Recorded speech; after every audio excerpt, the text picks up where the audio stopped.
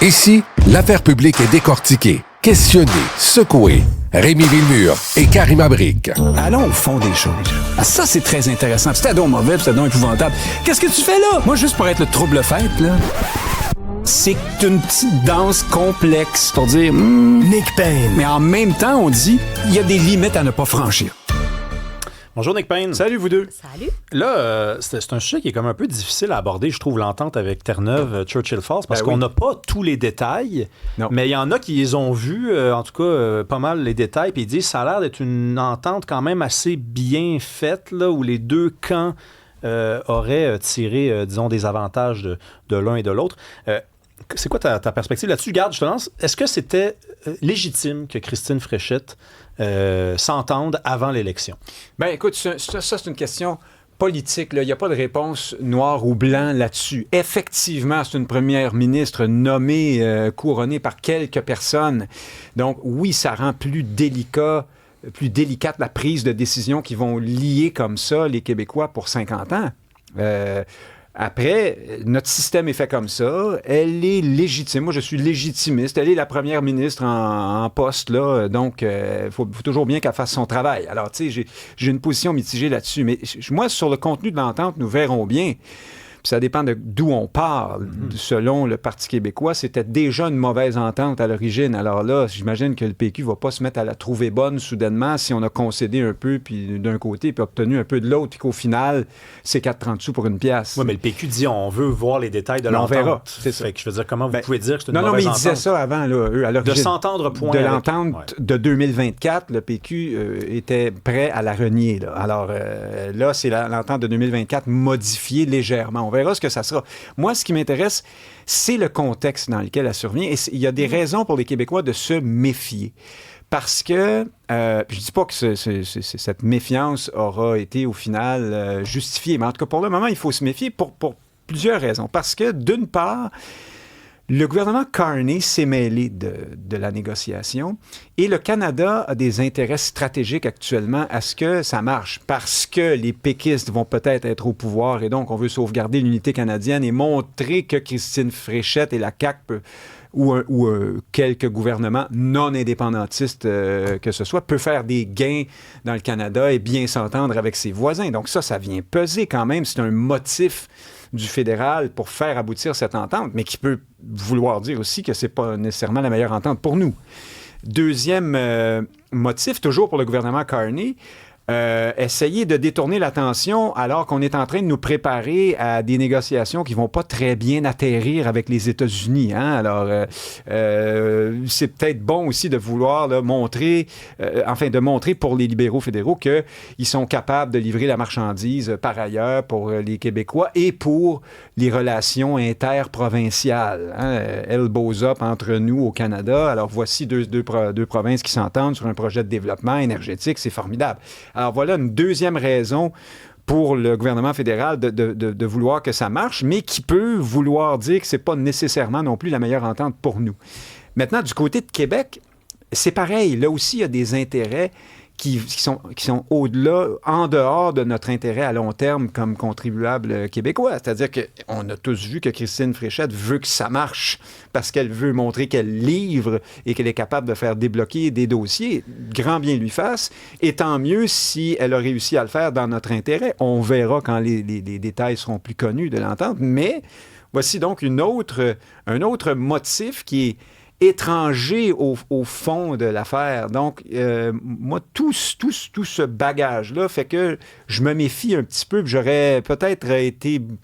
J'aurais pas été fâché d'entendre que la négociation n'aboutit pas pour le moment puis que ça va prendre encore un bout de temps.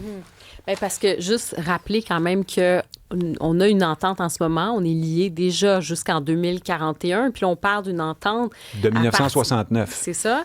Et ensuite, on parle d'une entente qui nous lierait pendant 50 ans. D'où le fait que tu dis, oui, bien, tu sais, il n'y a personne ici, là, autour de la table qui est ingénieur, puis même, tu sais, on entend beaucoup de choses. C'est vraiment, le diable va être dans les détails, là. On n'a pas l'entente comme telle avec tous les détails. C'est dur de parler de ça quand on n'a pas tous ces éléments-là. Mais je suis d'accord avec toi sur l'aspect... ça peut donner cet aspect de précipitation puis de dire, bien, on est à peut-être quelques jours là, du déclenchement officiel des élections, puis on s'en sert, puis on se dit, on va lier quand même toute une génération après avec ça. Et même du côté de Terre-Neuve, là, de ce que je comprends. Bon, je lisais, il y avait un article notamment dans la presse où on disait que Tony Wakeman, là, il serait prêt à renoncer à l'idée de tenir un référendum sur cette entente dans sa province, comme il s'était engagé à le faire pendant la campagne électorale qu'il a remportée. Donc, même du tellement côté, il la trouve bonne. Il veut aussi, lui, accélérer les choses. Québec, on veut accélérer les choses. On a vu l'intervention, effectivement, de Mark Carney qui a poussé aussi là-dedans. Écoute, peut-être que ça va être très bien, mais ça pose quand même cette question-là. Même, j'allais dire, à la limite, cette entente-là, tu peux te dire, c'est pas mal un legs de François Legault. T'sais, là, on est dans les derniers milles. Ça revient quand même à François Legault, tout ça. Donc, peut-être que tu dis, il y a quand même un travail en amont. Ça fait longtemps que ça dure. Mais sur le reste, sur des décisions comme ça qui engagent une génération, la population pour des décennies, qui lie le prochain gouvernement d'après, il y a une vraie question à savoir, est-ce que la personne qui est en poste pendant la campagne électorale, surtout dans le contexte Christine Fréchette, où, comme tu dis, elle n'a pas été élue par la population, elle a la légitimité, là, je ne dis pas qu'elle n'a pas la légitimité d'être première ministre, ça se passe comme ça. C'est un élément qui compte. C'est quand même un élément. Là. Même chose pour les fameux millions. Si on élargit là-dessus, sur quand tu es en campagne préélectorale puis que tu engages des millions et des millions parce que tu veux faire des cadeaux puis des nananes. Parce que la prise de risque... là, moi, je pense à l'entente. Oui, mais toi, globalement, tous ces millions, qu'elle promet. Puis, tu sais, quand tu engages les finances publiques pour des générations, parce que c'est ce que ça fait, puis tu donnes des nananes en pré-campagne électorale, puis tout ça, il y a quand même ce côté éthique, je trouve qu'on devrait se poser comme question. Là. Tu permets des largesses pour faire plaisir, pour donner des bonbons. C'est pas pour rien que la CAQ n'est encore qu'à 20 % puis que ça bouge plus. En même temps, Karima, tu dis c'est François Legault qui est derrière cette entente-là.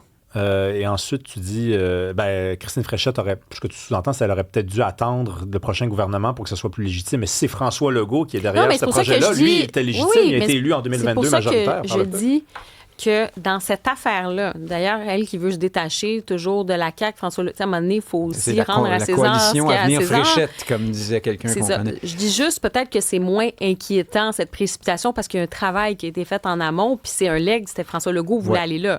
Mais la précipitation, on est quand même à quelques jours d'un déclenchement de campagne. Là. Puis non, il y a beaucoup d'intérêts politiciens en ce moment qui jouent. Moi, c'est ce qui m'inquiète. C'est ça qui joue en ce moment.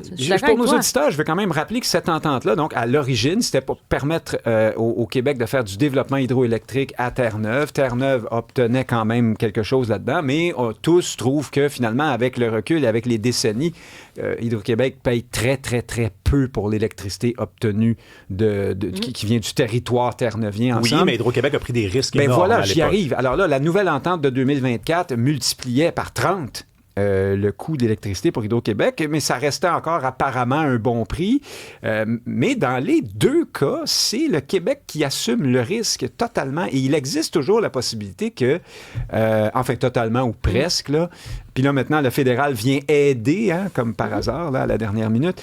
Il y a toujours le risque, par exemple, qu'une nouvelle technologie arrive puis que tout le Bataclan des barrages électriques, ça ne serve plus à rien dans 10 ans.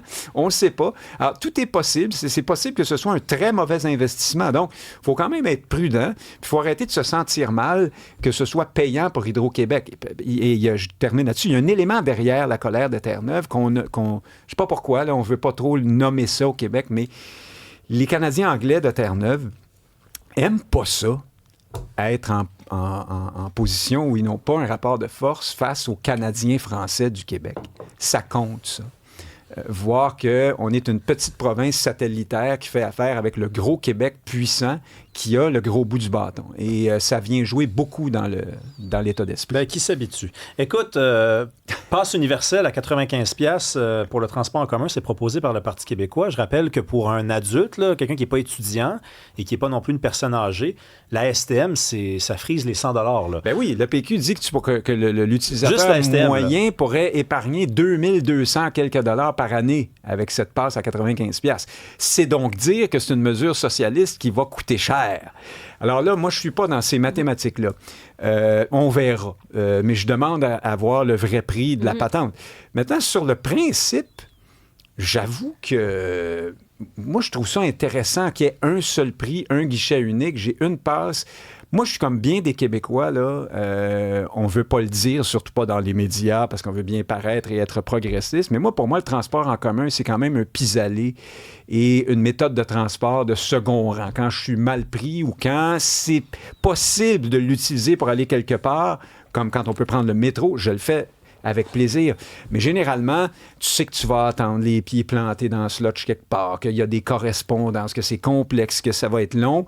Et là, en plus, il faut se gréer de 56 passes différentes. Moi, ça m'est arrivé souvent dans la vie. Surtout à Montréal, là. Oui. Ben, quand tu habites aussi, par exemple, si quelqu'un habite, je sais pas, tu es sur la rive sud, la rive nord. 3 services de transport différents, oui, tu vas aller à Laval. Si tu pars là, de Varennes pour venir à Montréal, bonne chance. Moi, c'est arrivé que j'aurais là. pu l'utiliser, mais que l'idée de me procurer les titres qu'il fallait pour ça, ça m'a découragé. C'est trop compliqué. C'est assez cher quand même, tu sais, pour une fois de temps en temps. Tandis que là, 100 pièces. Même si c'était pas mal plus cher que ça, j'aime le principe d'un guichet unique. Alors, je trouve que c'est une bonne idée, oui et non, dépendant de sous quel angle on la prend. C'est comme si tu aimais l'idée à la pièce, mais l'idéologie derrière, tu es moins sûr. C'est une mesure socialiste qui va encore loger le PQ à gauche, ça, c'est une autre affaire, mais il y a quelque chose d'intéressant dans l'idée du guichet unique, à mon point de vue.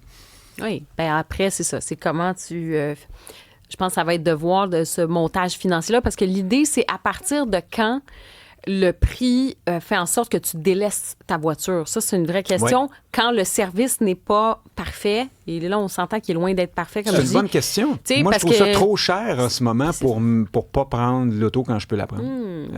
Chacun donc, ses finances, là, mais... Ça. Donc, est-ce que 95 $ par mois, tu te dis, OK, ça me coûte 95 $ au lieu de 200 quelques à peu près en ce moment. Là, si tu es, exemple, sur la Rive-Sud, je pense que ça coûte ça. Là. Si tu es sur les couronnes, si tu veux aller à Montréal, tout ça, je regardais, en fait, ça dépend des zones, là. Ouais. Mais ça peut aller jusque-là. Tu te dis, bon, finalement, est-ce que ça vaut la peine? Mais je vais quand même me taper 1h30 de transport. Tu sais, il y a ça aussi. Je pense que les gens vont délaisser leur auto si on avait aussi... Si ça fonctionne. Si ça fonctionne, c'est pas juste une question de prix, là. Non, c'est ça. Je pense que le Parti conservateur va proposer un char pour tout le monde. Oui, c'est ça. On paye un char pour tout le monde. Ma passe mon droit. C'est une ça blague. pourrait être ça aussi. Merci, Nick Payne. Salut. Bye-bye.